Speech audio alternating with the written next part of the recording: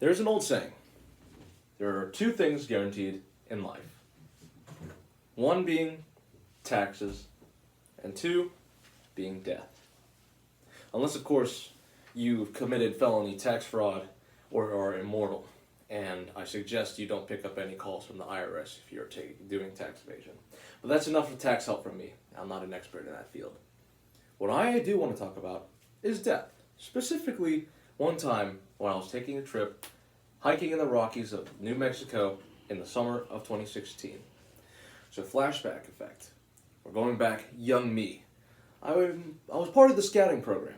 And surprisingly, as much of an indoors person I am, I absolutely despise going outside. It is hot, it is disgusting, there are bugs everywhere. I surprisingly somehow made it to Eagle Scout. And on one of these trips throughout my path to Eagle, I was with a couple of friends hiking in the Rockies.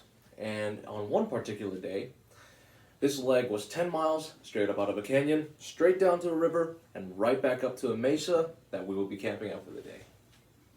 Anywho, it was also 100 degrees Fahrenheit, minimum.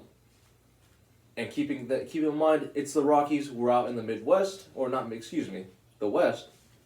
It's going to be hot. Really, really dry heat. So we're on our way.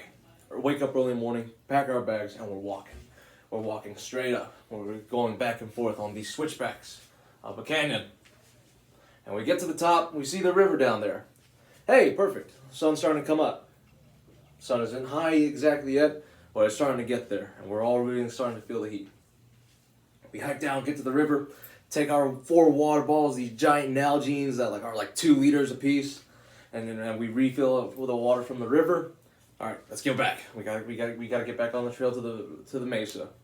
And so we hike up to the mesa, and by this time we're in the afternoon. We've stopped for lunch, but we're almost out of water. Things are starting to look a little bad. Lots of people are starting to lose their footing. People aren't all there, me especially, because at that point we've run out of water. And without water, and when you're out in 100 degrees Fahrenheit and you're walking up a mountain, it's gonna get tough. And so, by the time we hit our camping spot, I'm in heat stroke.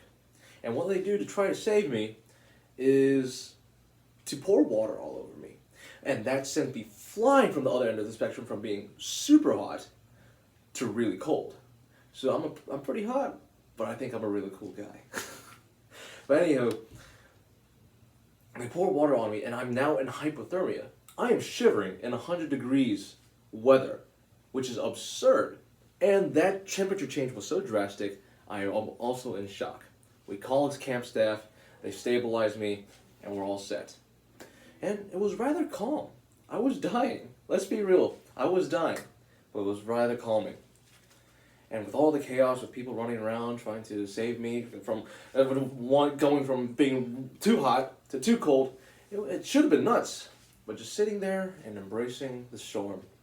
They say in a hurricane that the eye of the storm is the calmest place you can be. And that's what I want to tell you. Embrace the chaos and sit in the storm. Things get crazy in life, of course, and it sucks. Everyone has fighting their own battles. Everyone has their own storm. But when you sit down and take a moment to breathe and embrace,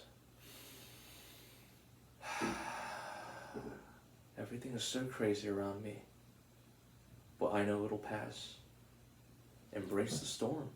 This is where people become forged into new metals that are stronger, not physically, but more in a metaphorical sense.